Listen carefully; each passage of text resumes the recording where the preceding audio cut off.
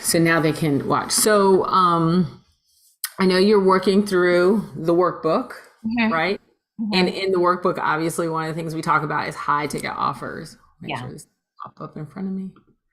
Okay, so let's take a look. So I got my little notes right here. So I'm gonna take some notes. So let's talk about it from the beginning. Okay. All right.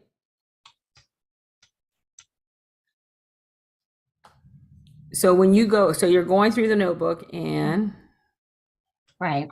I want to start from the very first part where it says, um, who is your ideal? Well, what is first? Let's start off with your expertise. What is your area of expertise? And this is where I have to separate my mind. Okay. So I'm a faux floral designer, and so I just started a coaching. So part of my is of course teaching them the design part. And my target is more or less novice crafters and wreath makers, and and then I just started a coaching group last year where that's what I teach them. But then we also talk about how to set up their business, because some of them have not set up. Most of us go through Etsy, so I help them with that and how to set up their storefront and things like that. Um, my hope is that, like, a lot of them are 9 to 5 workers just like me. And so a lot of women think that they can't figure out how to balance the work and the business at the same time. And you said what kind of designer did you say you were? Faux florals. I'm a wreath maker and make centerpieces. So my first question for you would be, if you had to choose, Mhm. are you teaching them how to have a faux floral business, or are you teaching people who are going on to Etsy how to have a lucrative business on Etsy? Teaching them how to have a business, I guess, from the beginning, because some of them really don't know how to start or what is needed along the way. So how to have a profitable Etsy based business. Yeah.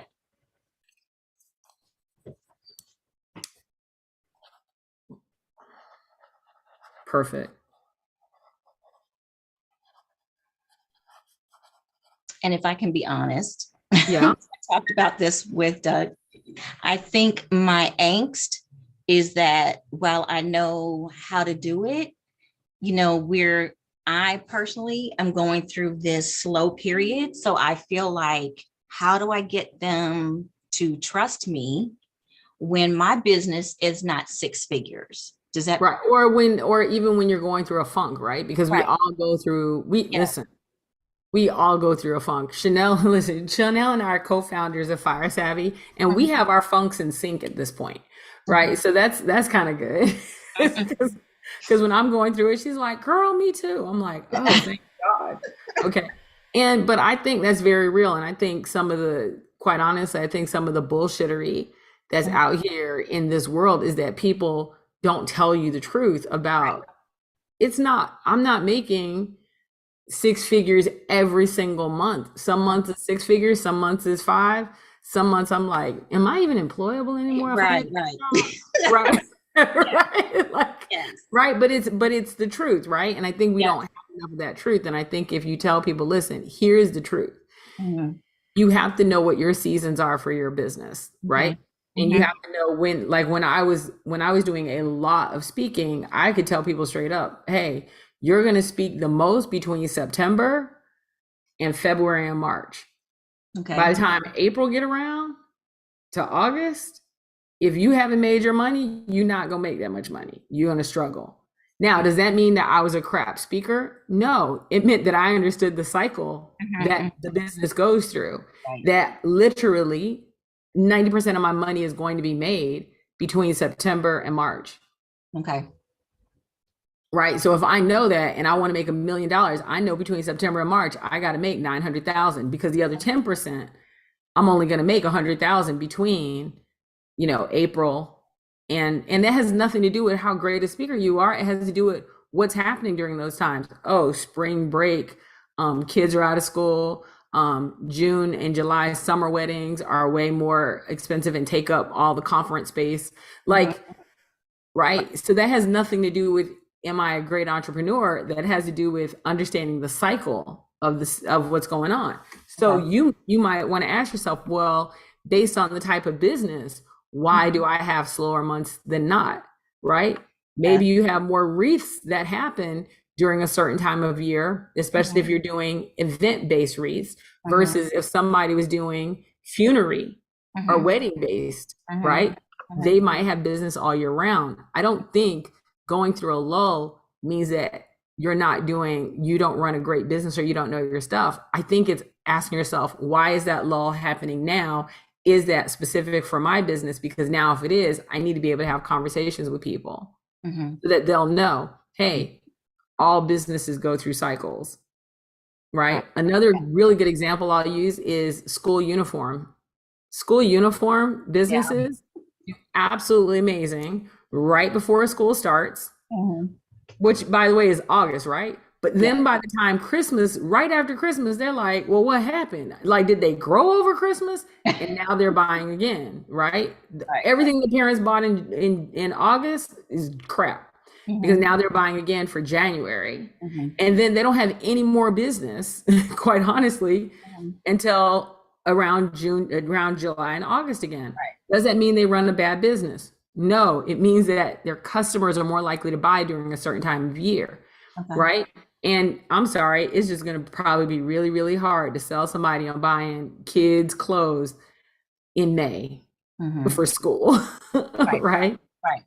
So, so yeah, I think more than anything else, it's taking a look at what is happening in business and why it's happening so you can communicate that clearly to clients more so than saying, well, I'm not doing it. You are doing it. You just have to understand why it's happening because there are cycles. Right. Okay. So Mhm. that's the first thing. So you know, but you do know, but you have made money on Etsy. I'm Yeah. going to tell you, you've made money more on Etsy than I ever have. Right. So you could teach me how to do it because I've spent money there, but I've never made dollars on Etsy. Okay, so that's the first thing. So your expertise is really around the Etsy system, the Etsy, how to navigate Etsy, how to market on Etsy, right? How to develop and define your niche on Etsy, how to even compete on Etsy, or even how to um, do product placement in such a way where you have adjacent products. Like if you're buying this, then you might also want to buy this kind of a Mhm. thing, right? Right. Oh, you're looking at earrings, then you might want to look at bracelets and necklaces kind of a Mhm. thing. Right. Okay. So you understand the adjacency of marketing and all of that. Mhm. Yeah, I don't know any of that. Yeah, I do with Etsy, and it's I just had my fifth year in business, and so it's just taken a lot of trial and error, you know. Yeah, but I don't know any of that. You do, which would make you like, I don't know any of that about Etsy. I could tell you about your expertise, but I can't tell you anything else. I'd be like, so what? I need an account. So, Right. right? Okay, so you know how to have a profitable Etsy-based business. All right. Who is your ideal client? Can I go down to can I can I go down to the particularly Black women? I'm going to say Okay. that because um let me just say my ultimate thing is I realize in this particular type of business in the wreathing community, it is predominantly white. Okay. And so the people who are making the big money, Share of the money right? And people are looking to them as their example, and there's nobody as that a looks like them. that looks like me. Yeah. Yeah, for So sure. that's where my heart is. Okay. Can it be, is it just Black or can it be minority and Black? Oh, minority, period. Okay. So second question is, okay, so other than them being a minority woman on Etsy, what else? What have they achieved? they've achieved, like they have a family, their success running a family is still a business to me. So they, whether they have a family or they are women who are out working 9 to 5 and running a family, Mm-hmm. but they know that there's something else. So for me, my age group that I focus on is like 40 and up, between 40 and 55. Mm-hmm. And where we are looking to, because they're a lot like me, you know, we are looking to retire soon. And there's another thing that we need to do or that we want to do. And, you know, tired of working for myself. I want to work, I mean, tired of working for somebody else. I want to work for my goals and in something that brings me joy. Mm-hmm. Okay, what about their skill set in regards to their, like, have they, like, I'm looking at all that stuff behind you. Like, I don't have that room. Chris, you got a room with that, with ribbons? Like, yeah, no, I don't have one. Right. Like, so let's start there. I ain't got that, like what you got. I wouldn't even know where to start with what you got. And yours is color coded. Yes. Right. It's not just that wall, it goes over there too. Right. You see what I'm saying? And so what they've also achieved is that they've made an investment in Yes. their skill. Yes. Okay. So they've made an investment in their skill. And I would assume that they're like delivering, they have these clients, people who have purchased for them, and think that what they got was amazing. They do, but I will tell you that a lot of them struggle a lot. And this is the other part that I need them to understand, that selling locally is not necessarily it. Okay, but that's good. Yeah, That's good. I do not sell locally very well because everybody wants a discount. They think But what they have done is sold locally. they've sold locally, and it's like they're scared to get Yeah, online. but that's okay. What Okay. we want to talk about first. So before we chase the BBFU graduate, Okay. right? The person who's broke, busted, and fucked up. Okay. Before we chase them, we're going to chase what they've done amazingly well. So Okay. what they've done amazingly well is that they have this great skill Hmm. where, you know, that they could actually monetize on Etsy, and they did a fantastic job selling locally. Yes. But now they want to do more. Right. Right. So when we speak to the clients that we want, we always want to make sure that we're speaking to clients in regards to what they've done fantastically well. Okay. Right. I tend not to speak to clients' fears and anxieties and negatives. I always speak to what makes you a badass. And what makes you a badass is you've invested in having all that stuff. Hmm. You've invested in getting this skill that's absolutely amazing. You've probably gone to craft shows and art fairs and sold out with no problem at all. And now, and on top of it, you've done this on a local basis, but you Right. know you're ready for more. Right. Okay. That's your ideal client, Yes. right? Somebody who's crushing it, right? And I think if there's anything that people learn, we have to speak to what makes clients amazing Yes. first, Hmm. right? That's a whole mindset change. Yep. Yeah, you know what? So, contrary to what it might look like on the outside, I'm a huge abundance and prosperity and highly spiritual person. I just don't wear it on my sleeve. Hmm. And so you'll hear me say things like, I would never write a list of quote gratitudes. And people go, why? Aren't you grateful for anything? And I'm like, no, I'm an OU, which is I'm an original universalist, and we know words have meaning. So for example, when people sit down and they write their gratitudes, I'm sure you've heard this, Hmm. debt of gratitude. Mm. Gratitude carries debt. It actually carries a weight. It's not a positive word, it's actually a negative word. And it means that I owe you something. So I won't use that. I will say, I appreciate, Mm.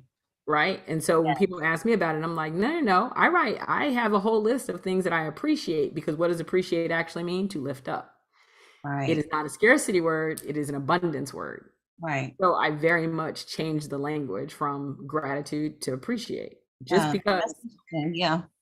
I don't want to carry the debt. So when I start looking at this, when I start coaching people, I specifically don't coach them to chase people's fears, negativities, the bad things, Okay. right? not that we ignore that it's happened, but Mhm. those aren't, I'm not trying to get people because of negative. I'm trying to get them because they're amazing. And then we're going to make them more amazing. Gotcha. Right. So these people Yes. are amazing. Mhm. Because again, like I said, me and Crystal just told you, we don't have a wall of ribbons. I ain't got a wall of ribbons. If I had a wall of ribbons, they wouldn't even be color coded. They would be in a bin and they would be all tangled up and out of their little spool. There would be a lot of there'd be a lot of bullshittery. That's all I'm saying. Like, there'd be a lot of bad things happening. It would be a happy place for my cats, and I don't even have cats. So that is already amazing. So we speak to that amazingness. We speak to what's fantastic, and that's who we're going to attract. We want to attract these people that are amazing and fantastic, not people who need saviors. Yes. Okay. Right? Okay. So now that we got that, now we want to go to the next one. What is it? So we know what they want to achieve. So if I had to speak to them, I would literally be saying something like this. You know, what do they call people that are really good like with arts and crafts and stuff like that? Obviously that's not my thing. They're good like people on Etsy, what do they call them? Like designers? We just call us, crafters or Crafters. There you go. Okay, thank you. That's the word. I'm like, it's not like I do stuff, but so wait, I'm gonna turn my camera. So I do stuff like that. See that? That's the divider Yes. in my room. I built that. See that wall over there? I Wow. built that. So I'm Mhm. more good with if you said, Donna, I want you to revamp my house. Mhm. I could do that. But if you're like, I want you to make a floral display, like that's just stuff in a bin. Um, you'd be so screwed. Like, it's not my ministry. Okay, so we got that part. Now I want to go to the next part. So I work with, so you are, so amazing crafters who want to turn Mhm. their local footprint into an, hold on.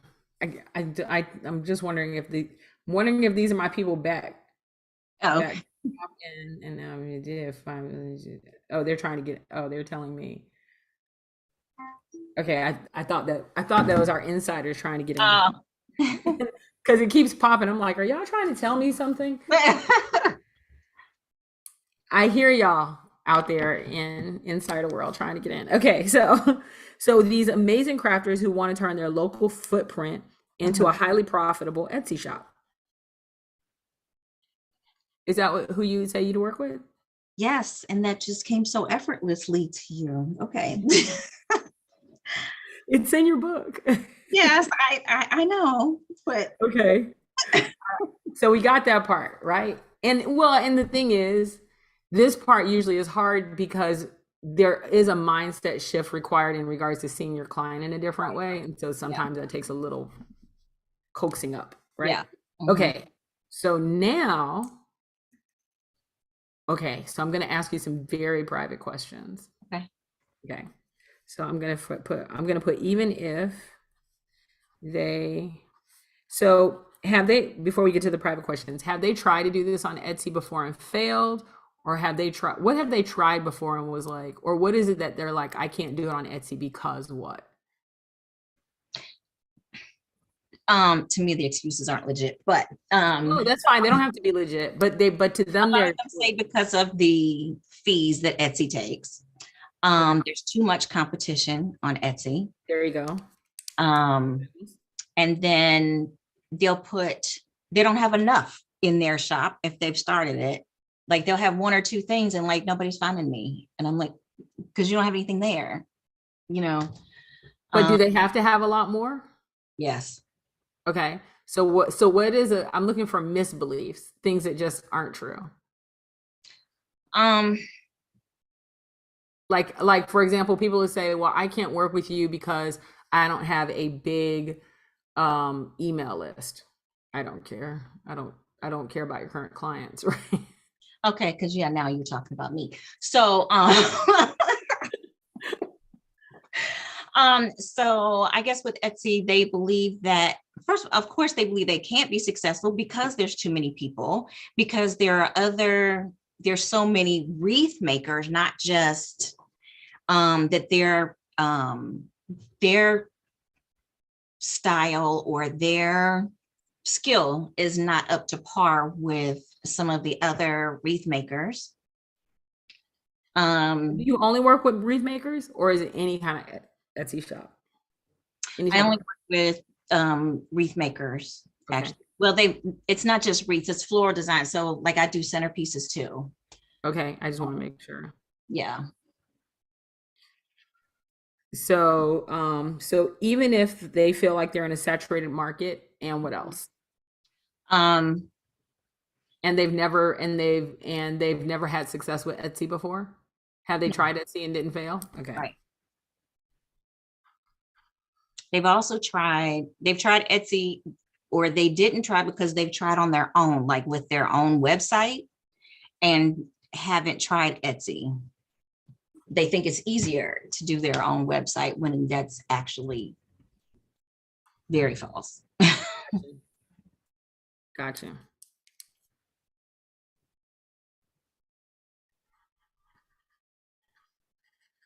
Okay. They don't realize that the market is out here. I guess there's always in every business where you feel like the market is saturated. Mm-hmm. When you think about the number of people in just even in the United States or in the world, there's Right. always, so Mm-hmm. So, so you work with amazing floral designers who turn their local footprint into a highly profitable Etsy shop, even if they feel like the market is saturated and they tried it before, but their website didn't work. right. Okay. Um, what'd you have for breakfast? It's waiting for me. I haven't had anything yet. What time is it? Okay. So I went to church first, so what is breakfast? pancake, Cool.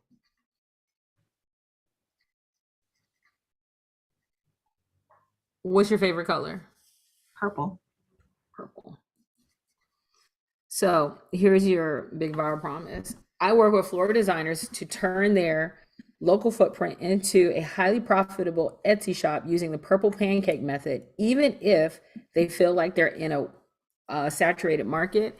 And last time they tried it on their website, it didn't work. Okay. Okay.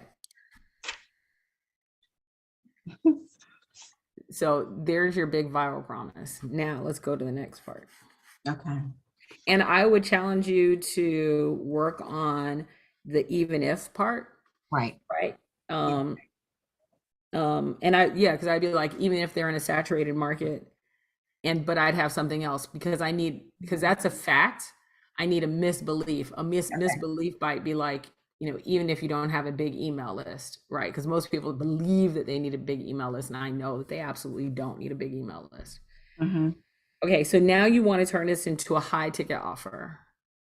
So the way you do this is, I don't have the book in front of me. Do I? I just had it. Okay. But you have a list of things that you could do. So what you do to make a high ticket offer, and this is what you really have to understand. So people get this wrong, a high ticket offer so many times. Most people think a high ticket offer is transactional. I'm just going to give you more stuff. You're going to give me $1, so I'm going to give you this. You're going to give me $5, so I'm going to give you this and this. Oh, you're going to give me $8, I'm going to give you all three of these, right? So, isn't this the most random stuff I have on my desk? Anyway, so, so, but that's not what a high ticket offer is about. A high ticket offer is not about the transaction of things, it's about the experience and access of things. And that's how I was thinking the other way. Yes. Mm-hmm. And most people, and let me explain to you, so this will make a lot of sense. Okay. So you can buy, okay, let's use your what is your favorite, like if you had to say high, well, no, I won't use that because I don't know enough about that market and I'll screw it up. So I'm going to use an umbrella. Okay. I can go to the dollar store and I can get an umbrella. And you know how much it's gonna cost? $1.25 because it's at the dollar Yeah. store. It's not dollar Right. anymore. Right? But Yes. I'm gonna go get me an umbrella for $1.25. And you know what it's gonna do? From me getting to the dollar store back to my car is gonna keep the rain from getting on me. Okay. Right? Because that's what umbrellas do. And it Mm-hmm. might even do that 2 or 3 times. However, there are a brand of umbrellas that cost $800. And you know what they do? When you get them from the dollar store to your car, it's gonna open out and it's gonna keep you from getting wet. Right. Yeah. Mm-hmm. It's gonna Yeah. do the exact same Same thing. thing. Okay. So why do people pay more for the $800 umbrella than they do for the dollar umbrella when they both do the same thing? Because they're not paying for the transaction. They're paying for the access. Because here's the thing. Mm. When I walk into I was just there. When I walk into the Ritz-Carlton Mm-hmm. in downtown Philly, and I walk in with my my four stripe fake Adidas, right? My off-brand yoga pants and my Amazon t-shirt and my dollar store umbrella, and I demand the upgraded room. They gonna look at me like, Mm-hmm. yeah, okay. And can I see an ID to go with this American Express? Right. Right, right. Okay. Mm-hmm. But when I walk in with my red bottoms, Mm-hmm. my $800 umbrella, right? Mm-hmm. My Cartier watch, and my assistant called to set up my room. And I say, when my assistant called, did she make sure I got the upgraded room? And then I pull out my American Express Platinum card as compared to my Cash App card. Right. One gives me access that the other does not. And it's that simple. It And while people go, it's stupid to buy red bottom shoes, I will tell those same people that's because you've never purchased or sold high ticket before. High ticket gives you something that nothing that people who've never bought or sold high ticket don't understand. It gives them access. When I say things like I'm a Goldman Sachs coach, when I'm talking to executives, it gives me access that it wouldn't have given me before. When I say my clients are Microsoft and Starbucks, it gives me access that other things that other clients that I say won't give me. Right? Those things give you access. High ticket, you are not selling the product, you're not selling an umbrella, you're selling access and you're selling an experience. That makes so much better sense. Okay. So when you understand that you're selling access and experience, you really start thinking of high ticket as what is the experience they want. So when we do our unmasterminds, right? Listen, there are a lot of people who do conferences, right? And there are a Right. lot of people who do masterminds. And what do? We're gonna bring, for $9.97, I mean, ours is 3 times more expensive, Mm-hmm. right? For $9.97, you can show up to the hotel with the other 800 people that showed up. You can go sit in one of those uncomfortable chairs and you can watch speakers walk across the stage who absolutely do not know your name. And you can spend $9.97 to do that. And they will gladly allow you to be in their mastermind and they will never know you. Mm-hmm. As compared to, you're going to come to a mansion, you're going to get in your own king size suite with your own bathroom. You're going to have chef prepared meals. There's only 20 people allowed.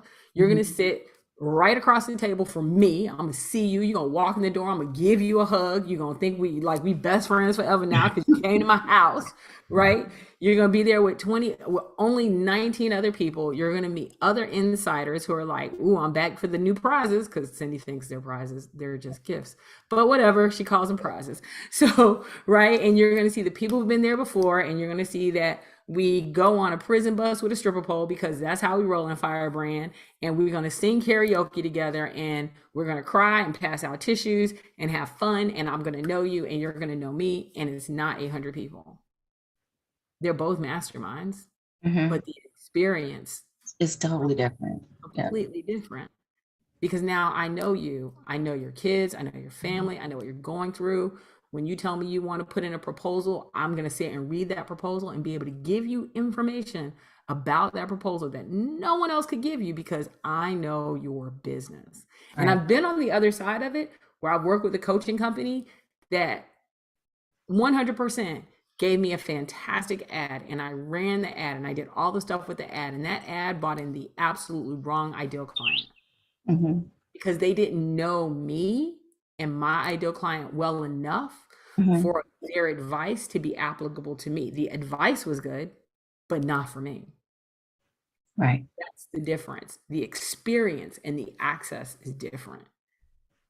That's what you're offering your That client. makes much more sense in my brain. Okay. Yeah, so I don't want you to sit there and try to think of all the additional services and stuff you have to do for them. I want you to think of all the different accesses and experiences that you can create, Okay. right?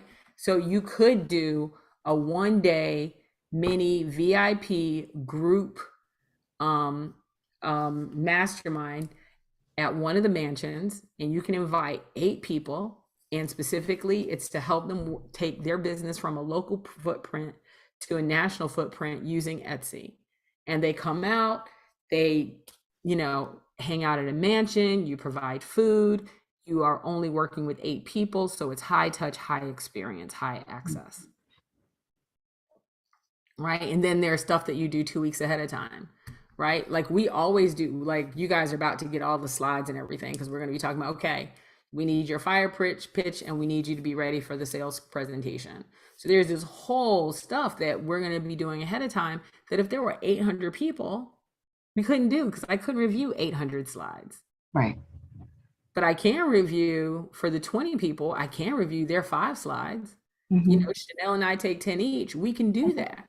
It's Mm-hmm. the same thing with you. When you're offering high ticket is about the experience and not about the transaction. Okay.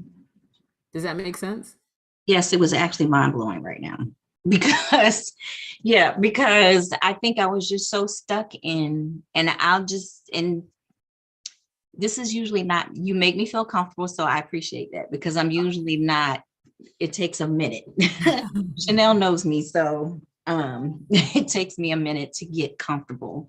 Mhm. But I guess I was feeling like, I was starting to feel like, am I really supposed to be here in this class? Like, am I really supposed to, am I ready for this? Like, is my business ready for this? You Right. know, and And you are. yeah, and I shared it with a girlfriend of mine who's not even in it. She was like, that's why you need to go. And I'm like, okay. So Yeah. yeah, that was totally mind blowing. So that makes more sense to me. Good. And So and by the way, in regards to am I ready? If you're not ready, you should absolutely go. I always go in rooms I'm absolutely not ready for, only to go in there and realize, be like, oh, it wasn't that much. Like, y'all got B's in front of y'all name. Y'all billionaires. I know I don't belong here. And then I go in, I'm like, oh, y'all just normal. Okay. yeah, Right? They yes. might have different ideas and bigger ideas, which is why I go, because it gives me access to, I tell people all the time, the secret to wealth is not thinking that money makes money.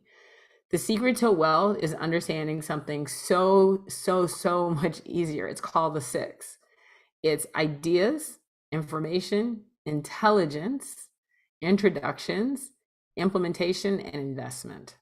Mm, It's the 6 I's. When you understand the six, and it's spelled with the number 6 and then IX, when you understand that is actually what rich people invest in, and then they take that and they apply it to something. So people go, oh, they invested in real estate. No, no, no, no, no. First, they invested in the information, the intelligence, the idea of real estate. Then they got introductions. Who could they meet?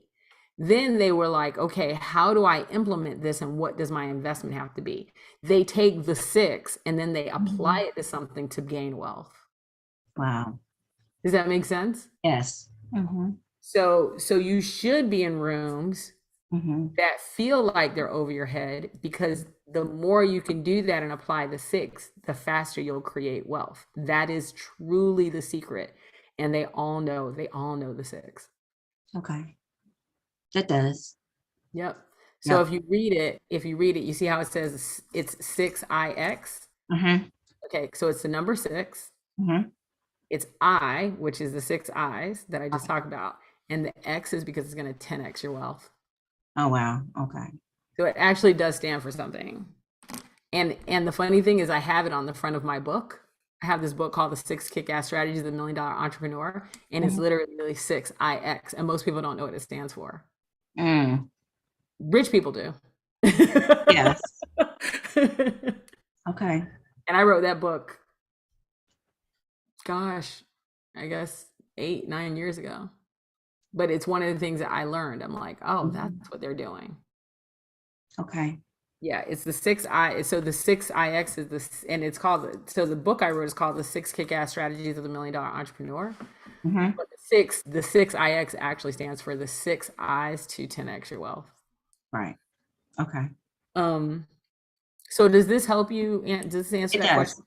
All right, because I know It you it really want. does because and it's I really, really appreciate it because it's I was just feeling like, oh my gosh, I feel like my mind was just stuck back in the transactional part. Yeah, yeah, yeah. So that now that I can see, yeah, I can And see the that. and the other thing you have to remember is when we talk about Hmm. high ticket does not mean high ticket for you. It means high ticket for your client.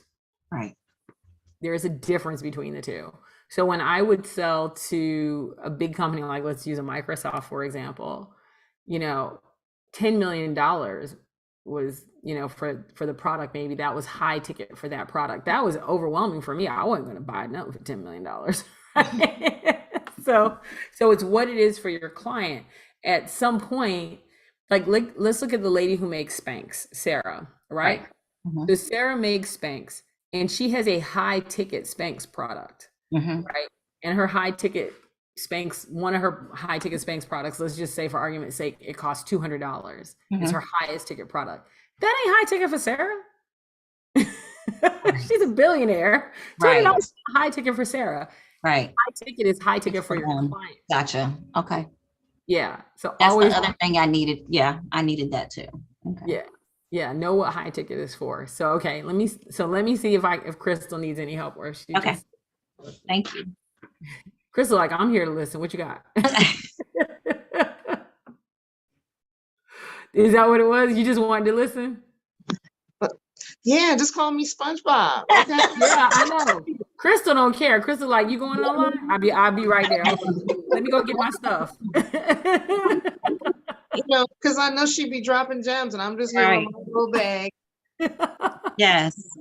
I know when I'm watching the videos and stuff, I'm just like, I feel like my brain is going to explode, but I appreciate it. Cool. Well, So, I try to keep everything like small and succinct enough so people can grab it without being right. too overwhelmed. But I also recognize, like, one of the reasons that we made sure we did this the way it was so that people can, like, I hate for people to go and read something and then you Mhm. can't ask the creator a question, or watch something you can't ask the creator a question. Yes. I hate that. And so Hmm. one of the big deals for us was like, no, I want people to actually be able to ask me questions. And the thing that I find funny is people are always like, so I actually have access to you? And I'm like, Yeah. Yeah. Because when you said you want to go, and I'm like, what? I'm like, yeah. Oh, okay. Let me. No, we're like super high touch. Like that's a big deal for us. Like super high touch. So yeah, so Sunday afternoon, you got a question? If Mhm. I'm sitting here, ain't no but time and opportunity. I just finished updating something on the website. So yeah, I'll answer a question. Well, I'll go I live. appreciate it. I was Really. just working with Carmela a few minutes ago on she's about to do this first like really big contract, like between, I think it's gonna be between 50 and 75,000. Um, We're working on that today. And she's just like, and I'm like, let me tell you how to make this work. So you mhm. open a conversation, and it's a big deal to me that I and Chanel probably gonna be mad that she put the stat, because I say it every day now. It's my new driver. That stat that said the average minority woman entrepreneur makes $24,000 a year. Yeah, I saw that. Literally brought tears to my eyes. It literally made me cry, and I was just like, Mhm. I don't know what else to do. Like, and I mean, I feel like I'm not doing enough to reach people and really help them. Like, and I'm like, Chanel, what else do I need to do? And she's like, you literally dream about your clients. I think think you're good. Right? But Yeah, we gotta change. And I I agree. need every one of my clients to be successful and to learn this stuff for real, because I need y'all to make every client that comes through your program to be successful. I agree. We have to create the change we want to see in the world. The world, exactly. We have to be the beginnings of it, because that stat in 2023 makes no damn sense, because it means somebody working at McDonald's 40 hours a week makes for $15 an hour makes Mhm. more than an Yep. entrepreneur. Yep. I'm like, oh, you took the risk to jump. Now Mhm. make sure that you have the skills to fly. Like, we got to do the whole thing. So Yeah, I'm and this very proud takes of you for getting me, this program. think this is like, I was just thinking, and I had expressed to Chanel too, that I am trying to stop saying that I have a small business. I said, because when I first saw you with Chanel and then when we were talking about the mastermind, and I just started crying because I was like, oh my God, I'm putting limits on myself because I'm Yes, thinking small, because I keep saying I have this small business when I yeah, know that it could be bigger than what it is. right. You have a business. You Yeah. have a business, and and it is as big or as small as you want. Listen, when I had a $250 million tech consultancy, believe it or not, that fell into the small business category. Wow. So the hell with them. It is what it is. I got a business. You know Right. what? I can pay my mortgage every single month. How about that? Right. So Right. that's you know, and I have Yes. people who I employ whose lives that I'm committed to change, and that those people are committed to change the lives of others, and that's just how we got to be. We're not going to do this by following the rules. Right. And calling yourself a small business is following the rule. You don't need to follow that rule. That rule was not written for you. It was written for somebody. Wasn't written for anybody in Fire Savvy. That's for daggone That's sure. correct. Yes, I agree. Definitely not anybody in Fire Savvy, and definitely not for insiders. Absolutely not. I Well, I'm glad so I was able to appreciate it. answer your question. You have any other Yes. question for me, or you feel good? I think I feel good to move on. Now my brain is like working overtime. So, but yes, thank you very much. That keeps me going. You're so very welcome. How about you, Crystal? You good? You gotta unmute, Oh, babe. yeah. Gotta unmute. Okay. There you go. Sorry, I was just so excited. I forgot the button. And I'm gonna blame that on Donna. Okay. Yes. So if I could get your feedback on what I do. Okay. So I posted in the community, and I have it here in front of me too. As a Believe Achieve Success coach, I work with women who run service-based businesses to achieve their business goals using the SEX method for intense business growth. We need more specificity. I know. Right. Okay. So let's go to the beginning. So I want you to ignore your superhero title. We don't care about that yet. Go to the next part. So you work with what type of businesses? Women who run service-based businesses. And I've gone into looking at a niche, and then the three industries that I was looking at in particular were healthcare, hospitality, and nonprofit. Pick one.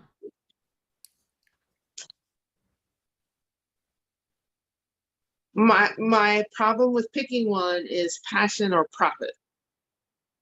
Which one? So what do you think doesn't have profit? Not for profits? Yeah, I just don't think it has enough. Money? Well, yeah, Can I sustainability anyway. can I help you with that one?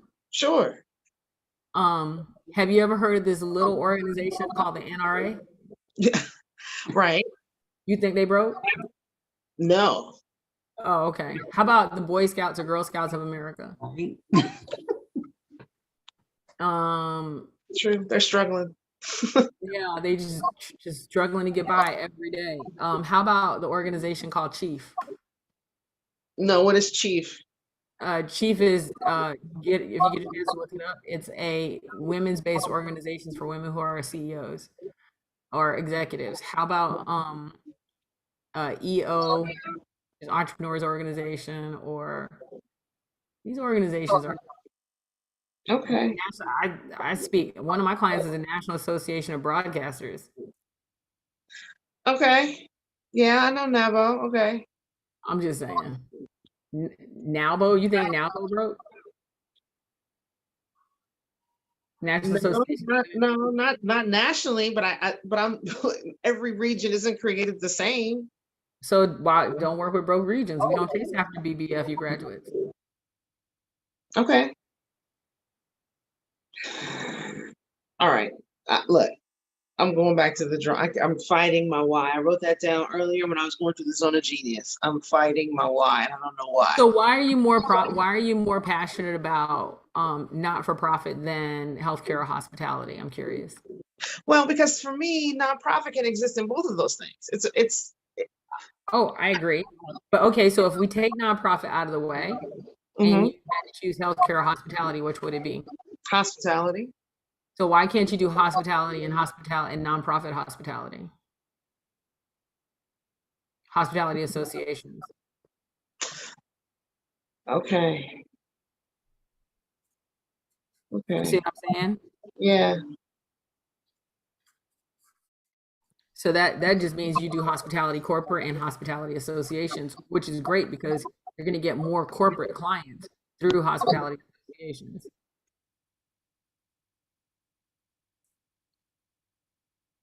Okay.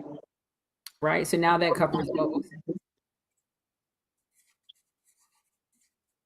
Like when I speak for the National Association of Broadcasters, which is the association, they get me lots of clients that are television distribution companies, which are private. Right. Okay. When I spoke for the NAACP,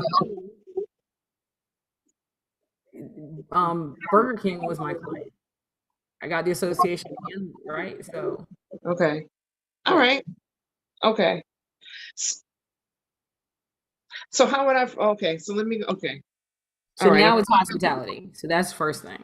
Yeah. Hospitality. Yeah. Okay. Regardless of whether it's for profit or not for profit is irrelevant. It's hospitality.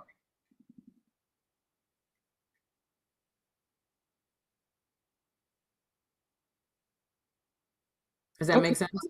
It does make it makes a ton of sense, and I'm back in my brain again. Okay. Uh, So now we whittle down at least to the ideal client or at least the industry. What is the client trying to achieve? they're always trying to make more money, but they're trying to. So the thing about this, and I'm going to back. So here's the thing. Money is cheap. And let me explain that. I'm with you. People who have money know how to get it. People who don't have money are trying to get it. So what you're really so people who have money that are trying to get it can't afford you because they can't get money. People who have money already know how to get it. So they don't want you because they already know how to do it. So now we got to go the other direction. Now what are they trying to achieve? Take money off of the table. Because money's too cheap and easy. No, they're trying to make better decisions with their resources. They are trying to Because what are they trying to achieve? uh, gr- philosophical greatness, some sort of balance in their lives. What are they struggling with? They are struggling with time. Ah, so efficiency. Yeah. Yeah, you didn't say efficiency. Okay.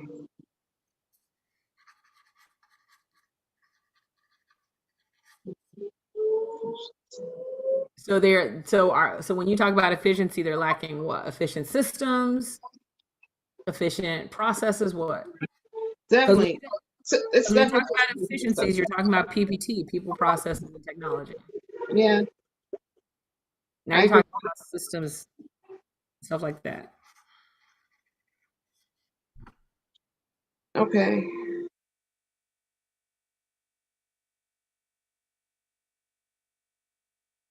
Does this give you enough to go back to the drawing board with? It does. It gives me plenty to go back to the drawing board with. Okay. This is Okay. helpful.